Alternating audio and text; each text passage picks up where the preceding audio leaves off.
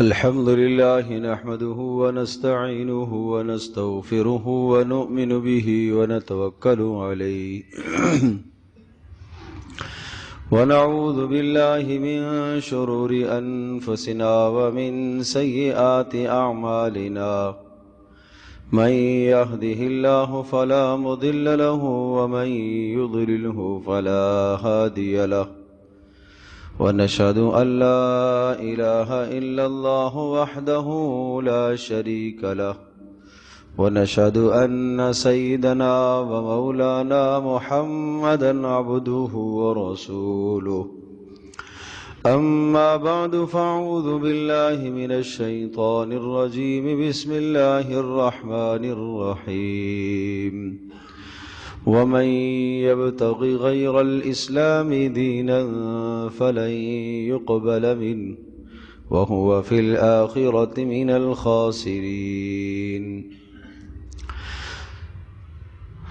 صدق الله مولانا العظيم رب اشرح لي صدري ويسر لي أمري واحلل عقدة من لساني يفقه قولي اللهم صل على محمد وعلى آل محمد كما صليت على إبراهيم وعلى آل إبراهيم إنك حميد مجيد اللهم بارك على محمد وعلى آل محمد كما باركت على إبراهيم وعلى آل إبراهيم إنك حميد مجيد گرامی قدر حاضرین و سامعین، اللہ تبارک و تعالی نے اسلامی معاشرے کی بنیاد باہمی تعاون پر رکھی ہے، چنانچہ ارشاد گرامی ہے وَتَعَاوَنُوا عَلَى الْبِرِّ وَالتَّقْوَى وَلَا تَعَاوَنُوا عَلَى الْإِثْمِ وَالْعُدْوَانِ، تم ایک دوسرے کے ساتھ مدد کرتے رہا کرو اور یہ مدد گناہوں سے بچنے کی بنیاد پر ہو اور یہ مدد نیکی کی بنیاد پر ہو، یعنی ایک مسلمان کوئی نیک کام کرنے میں آپ سے مدد چاہتا ہے تو آپ اس کی مدد کیجیے، ایک مسلمان کسی ظلم اور زیادتی اور گناہ سے بچنے میں آپ کی مدد چاہتا ہے تو آپ اس کی مدد کیجیے۔ وَلَا تَعَاوَنُوا عَلَى الْإِثْمِ وَالْعُدْوَانِ، گناہوں پر اور ظلم اور زیادتی پر باہمی ایک دوسرے کے ساتھ تعاون مت کیا کرے۔ تعاون کی بنیاد برادری، کنبہ، قبیلہ، خاندان، قوم نہیں ہے کہ یہ میرا بھائی ہے لہٰذا یہ ظلم کرے، زیادتی کرے، مجھے ہر حال میں اس کے ساتھ تعاون کرنا ہے۔ اسلام یہ بنیاد نہیں بتاتا۔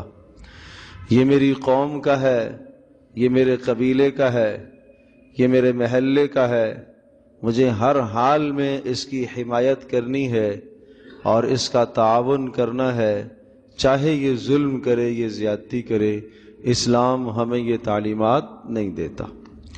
اسلام ہمیں یہ تعلیمات دیتا ہے کہ اگر آپ کا بھائی، حقیقی بھائی، وہ ظلم پر آپ سے تعاون مانگ رہا ہے تو آپ ہرگز اس کا تعاون نہ کیجیے۔ آپ اس کا تعاون کریں گے تو آپ اللہ اور اس کے رسول کو ناراض کریں گے۔ بھائی کو راضی کرنے کے لیے اللہ اور اس کے رسول کی ناراضگی کو مول لینا یہ ایمان کا تقاضا نہیں ہے، یہ ایمانداری کا تقاضا نہیں ہے۔ ایمانداری کا تقاضا یہ ہے کہ اللہ اور اس کے رسول کی خوشنودی کے لیے سارا خاندان، ساری برادری، سارا کنبہ ناراض ہو جائے، مجھے کسی کی کوئی پرواہ نہیں، یہاں تک کہ مجھے اپنی ذات کی بھی پرواہ نہیں۔ اگر اللہ کا حکم پورا کرنے میں، نبی پاک صلی اللہ تعالی وسلم کی سنت مطہرہ کو پورا کرنے میں میرے نفس پر بھی چوٹ پڑتی ہے تو مجھے وہ بھی برداشت ہے، میں اسے بھی قبول کر لوں گا۔ یہ مزاج تھا صحابہ کرام رضی اللہ عنہم اجمعین کا، کہ اللہ اور اس کے رسول صلی اللہ علیہ وسلم کی تعلیمات کو ہمیشہ مقدم رکھتے تھے۔ تو یہ تمہیدی بات میں نے عرض کی ہے، اور یہ اس لیے کہ گزشتہ سے کئی جمعے پہلے موضوع ہمارا چل رہا تھا پڑوسیوں کے حقوق کا، اور بیچ میں چونکہ دیگر موضوعات اہم موضوعات تھے اور ان موضوعات پر پھر گفتگو ہوتی رہی، تو رسول اکرم صلی اللہ تعالی علیہ وسلم نے ایک مبارک حدیث میں 9 پڑوسیوں کے حقوق ذکر فرمائے، اور پوچھا گیا اللہ کے رسول ما حق الجار، کہ ہم اڑوس پڑوس میں ایک دوسرے کے ساتھ تعاون کرتے ہیں اور کرنا چاہیے، تو پڑوسی کا کیا حق ہے، کس بنیاد پر ہم تعاون کریں؟ تو رسول اکرم صلی اللہ تعالی علیہ وسلم نے چند باتیں گنوائیں، کچھ کی تشریح ہو گئی تھی، کچھ کی تشریح باقی ہے۔ چنانچہ آپ نے ایک بات یہ بتائی کہ اگر آپ کا پڑوسی وہ آپ سے قرض مانگے تو آپ اس کو قرض فراہم کرو، اس کی تفصیل ہم بتا چکے۔ اسی طرح سے آپ کا پڑوسی بیمار ہو جائے تو آپ اس کی بیمار پرسی کرو، اس کی دوا دارو کا انتظام اور بندوبست کرو، یہ بیمار پرسی میں شامل ہے۔ اسی طرح سے یہ بتایا تھا کہ آپ کا پڑوسی اگر مر گیا ہے تو اس کے جنازے میں، اس کے کفن اور دفن میں شریک ہو جاؤ۔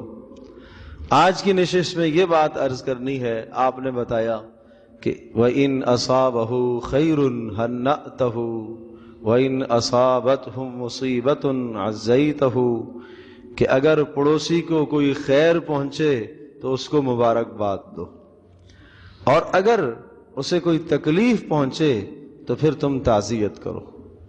تو مبارکباد اور تعزیت کے مسائل، ممکن ہے دونوں باتیں پوری نہ ہوں، مبارکبادی کے متعلق اسلام کے کیا احکام ہیں وہ مجھے عرض کرنے ہیں۔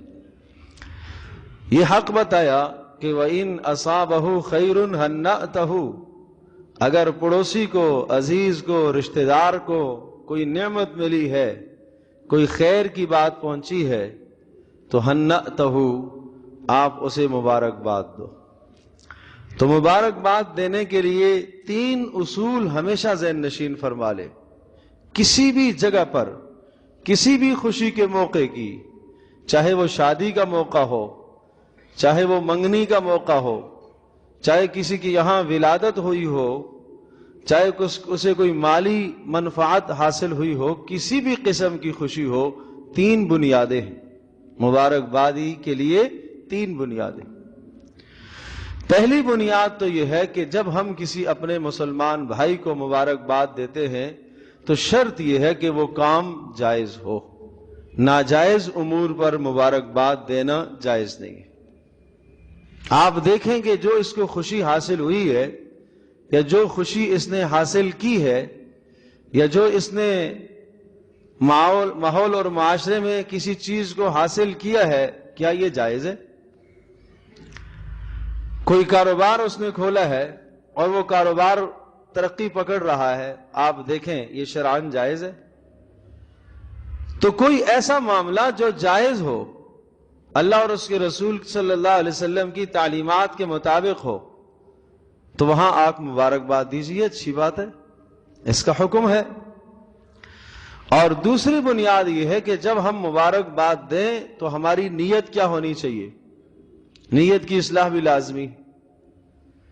ہم یہ نیت نہ کریں کہ میری خوشی کے موقع پر وہ آیا تھا، اس نے مجھے مبارکباد پیش کی تھی، اس نے مجھے لفافہ بھی دیا تھا، اس نے مجھے گفٹ بھی دیا تھا، مجھے بھی گفٹ دینا ہے۔ یہ نیت فاسد ہے، یہ نیت بیکار ہے، اس نیت پر کچھ اجر نہیں ملے گا۔ نیت کی اصلاح ضروری ہے۔ مسلمانوں کے اعمال کا مدار تو نیتوں پر ہے۔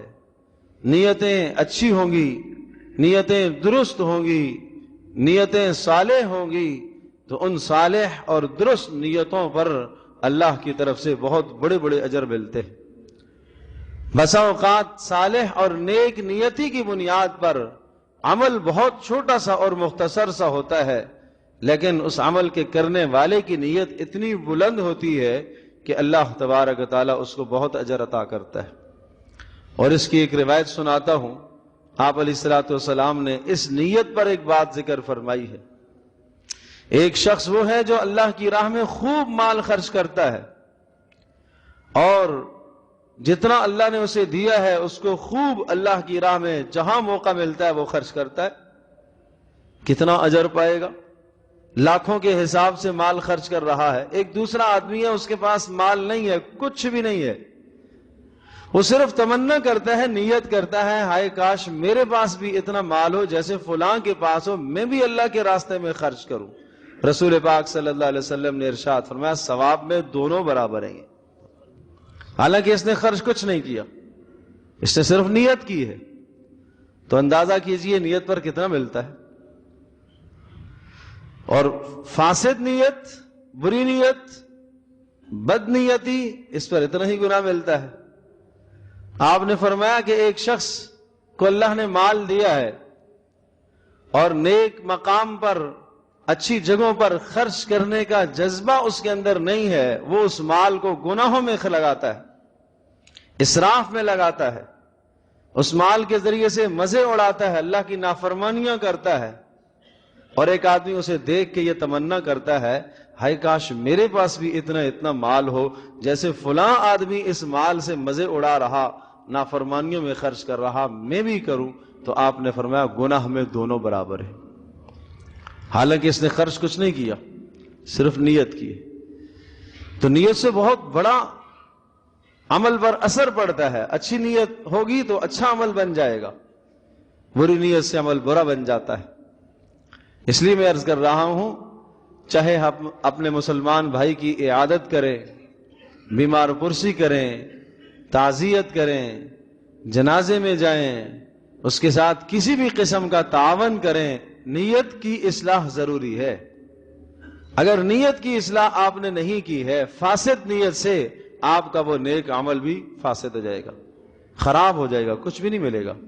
ہباء منثورا، قیامت کے دن وہ ایسا ہوگا جیسے کہ ریت کے ذرے، کوئی وزن نہیں ہے اس کا، بالکل بے وزن عمل ہے، بے نیتی کی وجہ سے۔ تو اس لیے میں عرض کر رہا ہوں کہ کسی کو مبارکبادی کے لیے دوسری جو بنیاد ہے وہ اصلاح نیت ہے۔ کیوں میں یہ کر رہا ہوں؟ میں اپنے مسلمان بھائی کو مبارکباد دینے کے لیے کیوں جا رہا ہوں؟ اس لیے کہ رسول اکرم صلی اللہ تعالی علیہ وسلم نے ایک مسلمان کے دوسرے مسلمان پر جو حقوق بتائے ہیں، ان حقوق میں سے ایک حق یہ ہے، اس حق کو میں ادا کرنے کے لیے، اللہ کی رضا کی خاطر میں اس حق کو ادا کرنے کے لیے جا رہا ہوں۔ جب آپ نے یہ عظیم نیت کی، بڑی نیت کی، تو چھوٹے چھوٹے مقاصد تو خود ہی حاصل ہو جائیں گے، وہ خوش بھی ہو جائے گا۔ ہماری نیت تاکہ وہ خوش ہو جائے، ہماری نیت کہ وہ ہمارے مشکل میں آیا تھا تاکہ ہماری طرف سے بدلہ ہو جائے، یہ معاملہ خود ہی حل ہو گیا۔ ہماری نیت یہ کہ جناب اگر میں نہیں گیا تو ناراض ہوگا، ہماری نیت کہ میں نہیں گیا تو لوگ کیا کہیں گے، یہ چھوٹی چھوٹی باتیں۔ ہمیں بڑی نیت کرنی چاہیے، بلند عزم کرنا چاہیے، جس بلند عزم کی بنیاد پر چھوٹے چھوٹے کام تو خود ہی حل ہو جاتے۔ رسول اکرم صلی اللہ تعالی علیہ وسلم نے سوچ کو کس طرح سے بدلا ہے، آپ نے نیت کو کیسے بدلا ہے، سبحان اللہ۔ ایک شخص نے گھر بنایا اور کھڑکی روشن دان چھوڑا، پوچھا یہ کس لیے چھوڑا؟ کہ اللہ کے رسول اس لیے تاکہ ہوا آئے۔ آپ نے فرمایا اگر یہ نیت کر لیتے کہ اذان کی آواز آئے تو جب تک یہ برقرار رہتا آپ کو ثواب ملتا رہتا، اور ہوا تو ویسے بھی آتی رہتی۔ آپ نے نیت کو بدلا۔ دیکھو کس طرح سے نیت بدلتے تھے۔ آپ بہتر نیت کریں، آپ بڑی نیت کریں۔ ایک اور مثال عرض کرتا ہوں، رسول پاک صلی اللہ تعالی علیہ وسلم کے گھر میں ایک مرتبہ ایک بکری ذبح ہوئی اور آپ نے اس بکری کو صدقہ کرانے کا حکم دیا، صدقہ کر دو، وہ گوشت تقسیم ہو گیا۔ حضرت عائشہ رضی اللہ تعالی عنہا نے اس میں سے ایک دستی آپ علیہ السلام کے لیے رکھ دی۔ آپ علیہ الصلوۃ والسلام کو یہ گوشت پسند تھا، تو وہ دستی نبی علیہ الصلوۃ والسلام کے لیے حضرت عائشہ رضی اللہ تعالی عنہا نے محفوظ کر کے رکھ لی، باقی سارا کا سارا تقسیم کر دیا۔ رسول اکرم صلی اللہ تعالی علیہ وسلم جب تشریف لائے تو آپ نے پوچھا کہ گوشت کا کوئی حصہ باقی بچا؟ تو حضرت عائشہ رضی اللہ تعالی عنہا نے کہا اللہ کے رسول سارا ختم ہو گیا، ایک دستی باقی بچ گئی۔ آپ علیہ الصلوۃ والسلام نے فوری نیت کو بدلا، سوچ کو بدلا۔ آپ نے فرمایا نہیں عائشہ، یوں نہ کہو، تم یوں کہو سارا باقی بچ گیا، ایک دستی باقی نہیں بچی۔ کیا معنی تھا کہ ایک دستی جو ہمارے پاس رہ گئی ہے یہ ہم کھا جائیں گے، اور جو ہم نے صدقہ کر کے آخرت میں بھیج دیا وہ باقی بچ گیا۔ بڑی نیت کرائی آپ نے کہ جو اللہ کے پاس پہنچ گیا وہ باقی ہے۔ ما عندکم ینفد وما عند اللہ باق، جو اللہ کے پاس پہنچ گیا وہ باقی رہنے والا ہے، اور جو تمہارے پاس ہے وہ ختم ہو جانے والا ہے۔ تو میں یہ عرض کر رہا ہوں کہ مبارکبادی کے لیے دوسری جو بنیاد ہے وہ اچھی نیت کا ہونا ہے، اور تیسری جو بنیاد ہے وہ درست اور جائز طریقہ ہے، صحیح طریقے سے مبارکباد دی جائے، ان کلمات کے ذریعے سے مبارکباد دی جائے۔ خاص طور پر وہ کلمات اپنانے کی کوشش کی جائے جو خوشی کے موقع پر رسول اکرم صلی اللہ تعالی علیہ وسلم ارشاد فرمایا کرتے تھے۔ بڑے جامع کلمات ہوتے تھے اللہ کے نبی صلی اللہ علیہ وسلم کے۔ اب میں ایک مثال عرض کرتا ہوں۔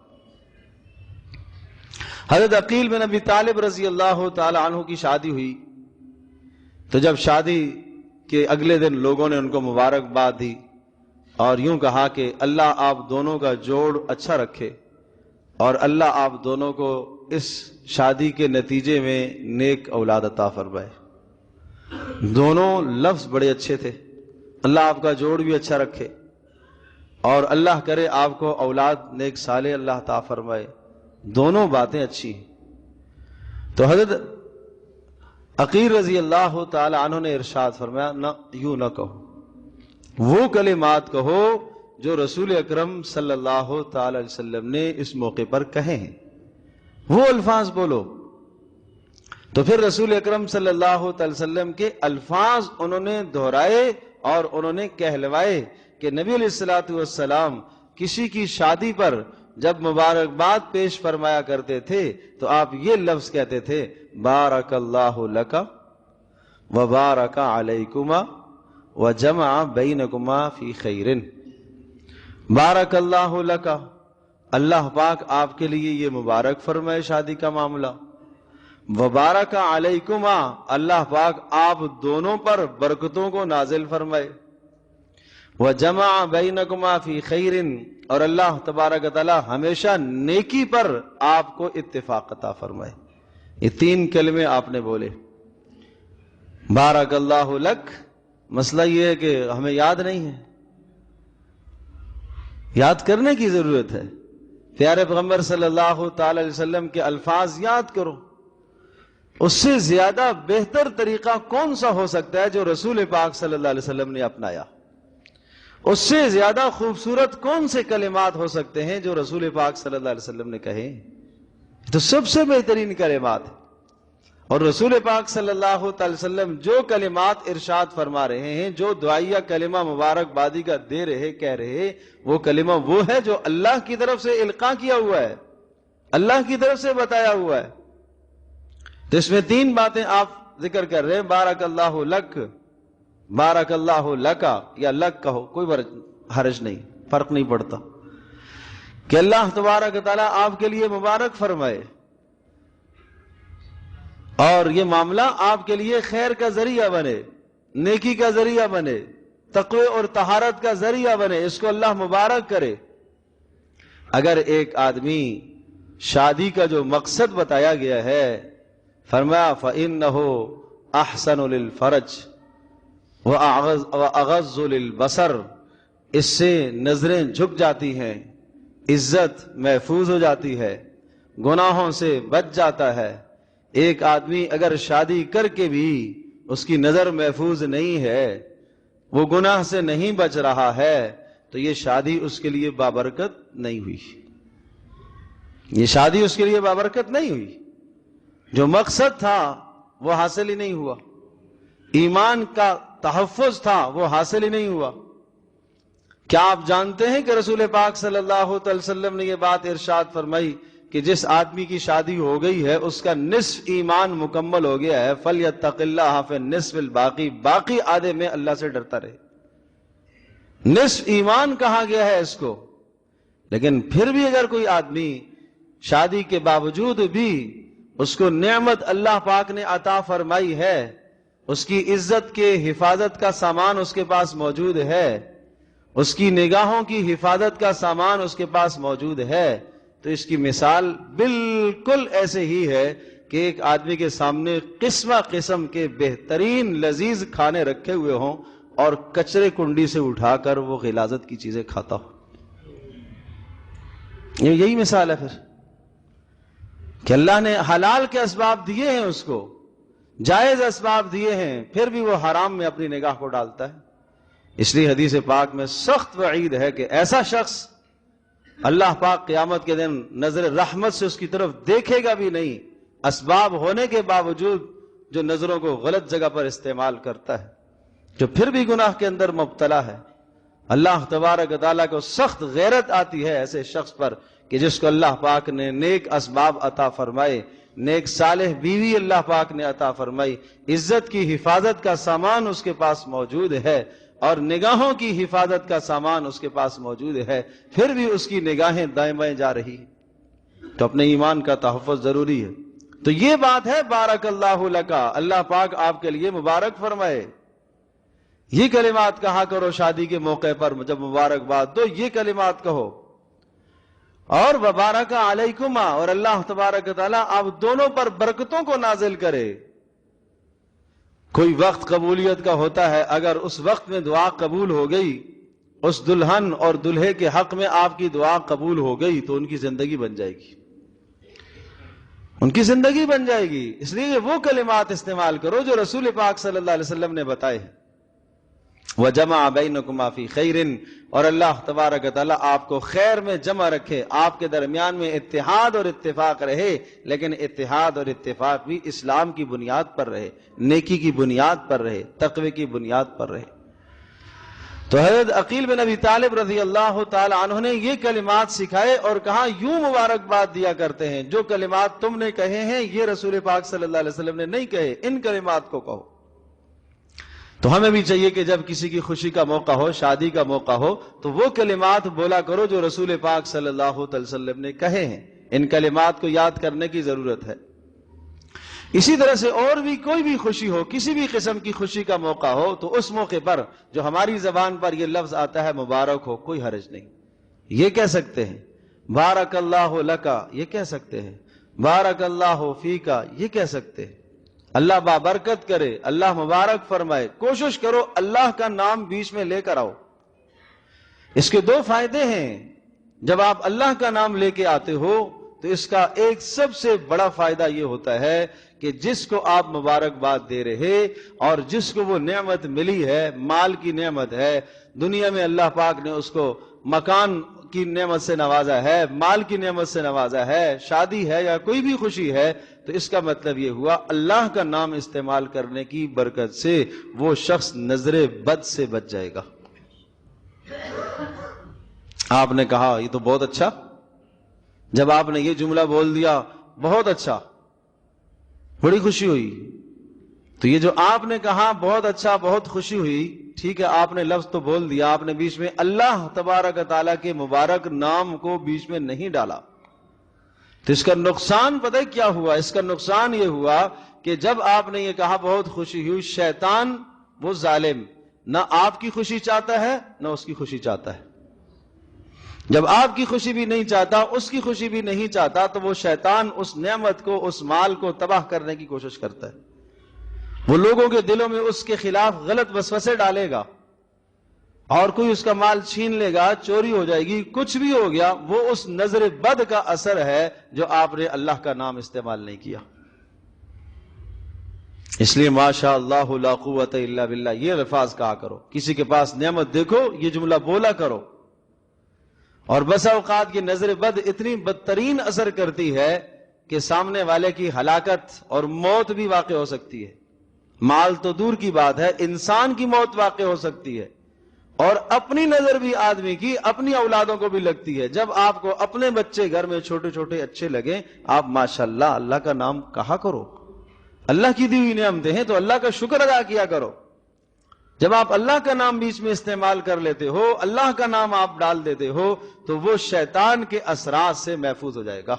آپ ماشاءاللہ لا حول ولا قوت الا باللہ کہہ دیتے ہو تو اس کے نتیجے میں شیطان کے بدترین اثر سے وہ محفوظ ہو جائے گا، اور اگر آپ نہیں کہیں گے تو پھر شیطان کا اثر اس کو چھوئے گا، شیطان اپنا اثر ڈالے گا۔ اسی اثر ڈالنے کا نام ہے نظر بد کا لگ جانا، اور اس کے لیے یہ بھی ضروری ہے کہ سورہ فلق اور سورہ ناس کا آپ اہتمام فرمایا کریں۔ رسول اکرم صلی اللہ علیہ وسلم از خود بہت زیادہ اہتمام فرمایا کرتے تھے۔ نبی پاک صلی اللہ علیہ وسلم کے پاس کسی شیطان کے آنے کا تصور بھی نہیں، لیکن اس کے باوجود بھی آپ علیہ الصلوۃ والسلام نے امت کو سمجھانے اور سکھانے کے لیے از خود بھی اس کا بہت اہتمام فرمایا۔ ہر نماز کے بعد فلق ناس پڑھا کرتے تھے۔ رات کو سونے سے پہلے حضرت عائشہ رضی اللہ تعالیٰ عنہ ارشاد فرماتی ہیں 3 مرتبہ آپ اس عمل کو دہرایا کرتے تھے۔ ایک مرتبہ فلق ناس سورہ اخلاص، تینوں صورتیں پڑھی، ہاتھوں پر دم کیا، پورے جسم پر پھیرا، دوسری مرتبہ پھر پڑھا، پھر پھیرا، تیسری مرتبہ پھر پڑھا، پھر پھیرا۔ اور آپ حیران ہو گئے، یہاں تک کہ جس زمانے میں رسول اکرم صلی اللہ علیہ وسلم شدید ترین بیمار تھے اور آپ کا دنیا سے پردہ فرما جانے کا زمانہ تھا، حضرت عائشہ رضی اللہ تعالیٰ عنہ ارشاد فرماتی ہیں جسم میں اس قدر نقاہت اور کمزوری ہو گئی تھی کہ آپ اس عمل کو نہیں کر پا رہے تھے، اور مجھ سے آپ نے کہا عائشہ تم پڑھو اور میرے جسم پر ہاتھ پھیرو، تو میں نے وہ پڑھی صورتیں اور پڑھ کر رسول اکرم صلی اللہ علیہ وسلم کے مبارک ہاتھوں کو پکڑا اور آپ کے ہاتھوں پر میں نے دم کیا، اور میں نے آپ کے ہاتھ کو پکڑ کر آپ کے جسم پر پھیرا۔ میں نے کہا میرے ہاتھ سے زیادہ نبی علیہ الصلوۃ والسلام کا ہاتھ زیادہ بابرکت ہے۔ اس وقت بھی اس عمل کو آپ نے نہیں چھوڑا۔ تو یہ ہمارے لیے کیا ہے؟ یہ بڑا سبق ہے نا۔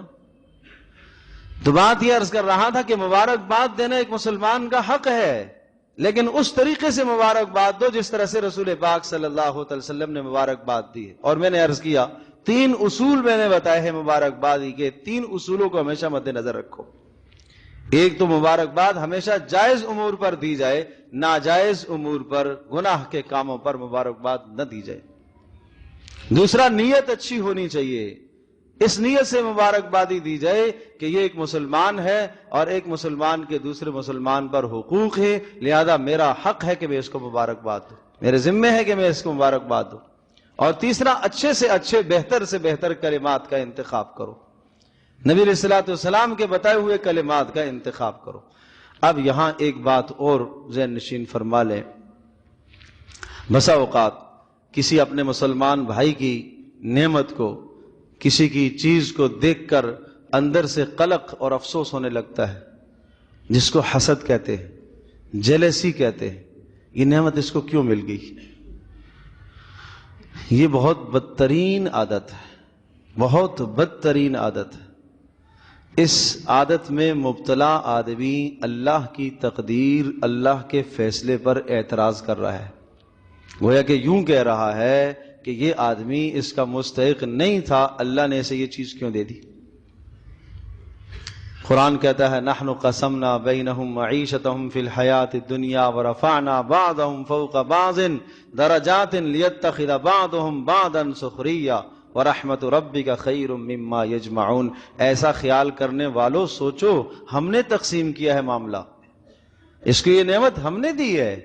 بہت ساری چیزیں جو اللہ نے اس کو دی ہیں وہ آپ کے پاس نہیں ہیں، اور بہت ساری نعمتیں اللہ نے آپ کو دی ہیں وہ اس کے پاس نہیں ہیں۔ اس دنیا کے اندر ہر انسان کلی نہیں ہو سکتا کہ اس کو ہر شے مل جائے، اس کی ہر تمنا پوری ہو جائے۔ اللہ فرما رہے وَرَفَعْنَا بَعْضَهُمْ فَوْقَ بَعْضٍ دَرَجَاتٍ لِيَتَّخِذَ بَعْضُهُمْ بَعْضًا سُخْرِيًّا۔ یہاں تو ہم نے بعض کو بعض پر درجے ہم نے دیے ہیں، کسی کو زیادہ مال دے دیا ہے، کسی کو کم دیا ہے، کسی کو عزت زیادہ دی، کسی کو کم دی۔ کیوں؟ تاکہ دنیا کا نظام چل سکے، اور ساتھ ساتھ اس لیے بھی کہ آزمائش ہے، باقی یہ دنیا کی چیزیں کوئی کامیابی کی دلیل نہیں ہے۔ وَرَحْمَتُ رَبِّكَ خَيْرٌ مِّمَّا يَجْمَعُونَ، اور اپنے پروردگار کی رحمت تمہارے لیے بہتر ہے جو مال یہ لوگ جمع کرتے ہیں۔ اور ایک اور تسلی دی، سبحان اللہ، ولولا ان يكون الناس امة واحدة لجعلنا لمن يكفر بالرحمن لبيوتهم سقفا من فضة ومعارج عليها يظهرون ولبيوتهم ابوابا وسررا عليها يتكئون وزخرفا. کتنے پیارے کلمات ہیں کہ کسی کا مال دیکھ کر، کسی کی نعمت دیکھ کر، کسی کے کاروبار کی ترقی دیکھ کر تمہارے اندر جیلسی نہ آئے. یہ چیزیں کامیابی کی دلیل نہیں ہیں.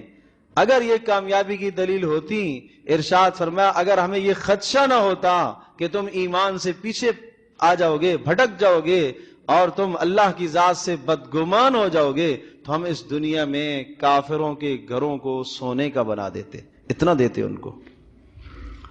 ان چیزوں کی وقعت اللہ کے ہاں تھوڑی ہے، وہاں تو اعمال ہے. اس لیے حدیث پاک میں آتا ہے لا تظہر الشماتۃ لاخیک، اپنے بھائی کے ساتھ شماتت مت کیا کرو. اپنے بھائی کی نعمت دیکھ کر اندر سے جلیسی مت اختیار کیا کرو، مت یہ کیا کرو. ممکن ہے اللہ تبارک تعالی جس طرح سے، اسی طرح سے ایسا بھی ہوتا ہے کسی اپنے مسلمان بھائی کی تکلیف کو دیکھ کر آدمی خوش ہو، یہ بھی نہیں ہونا چاہیے. نہ تو کسی کی خوشی کو دیکھ کر اندر سے کڑنا چاہیے اور نہ کسی کی تکلیف کو دیکھ کر خوش ہونا چاہیے. فرمایا اگر اپنے مسلمان بھائی کی تکلیف کو دیکھ کر تم خوش ہوتے ہو، ممکن ہے اللہ پاک اسے عافیت دے دے اور تمہیں اس تکلیف میں مبتلا کر دے. تو اس سے بچنے کی ضرورت ہے، بچنے کی ضرورت ہے. دونوں چیزوں کا خیال رکھا جائے کہ کسی کی نعمت دیکھ کر بھی آدمی اندر نہ کوڑتا رہے اور کسی کی پریشانی دیکھ کر خوش بھی نہیں ہونا چاہیے. اگر مسلمان کی، محلے دار کی کوئی پریشانی دیکھی ہے تو دعا کرو کہ اللہ اس کو اس پریشانی سے دور کر دے. اگر کسی کے پاس اچھی نعمت دیکھی ہے، اچھی دعا کرو. اور بتاؤں اس دعا کا کیا فائدہ ہوگا؟ سبحان اللہ، پیارے پیغمبر صلی اللہ علیہ وسلم نے جو ہمیں ہدایات دی ہیں، جو آدمی کسی اپنے مسلمان بھائی کی غیر موجودگی میں اس کے لیے دعا کرتا ہے، یہ دعا کبھی بھی رد نہیں ہوتی. اور یہ دعا جب آدمی کہتا ہے، ایک فرشتہ یوں کہتا ہے اے اللہ یہ چیز اس کو بھی عطا فرما، اس کو بھی عطا فرما. آپ نے اپنے مسلمان بھائی کے لیے کوئی مال دیکھا اس کے پاس، آپ نے یہ دعا دی اللہ مبارک کرے، اللہ بابرکت بنائے اس کو، اللہ اس کو اچھا رکھے، اللہ اور عطا کرے، تو ایک فرشتہ کہے گا اللہ اس کو بھی عطا کرے، اللہ اس کو بھی عطا کرے. دعا کرنے والے کو بھی اللہ پاک عطا کرے. اس سے بڑھ کر اور کیا چاہیے؟ تو یہ رسول پاک صلی اللہ علیہ وسلم کی مبارک تعلیمات ہیں. ان تعلیمات کو ہم اپنی زندگی میں زندہ کریں. اللہ پاک ہم سب کے لیے عمل کرنا آسان فرمائے.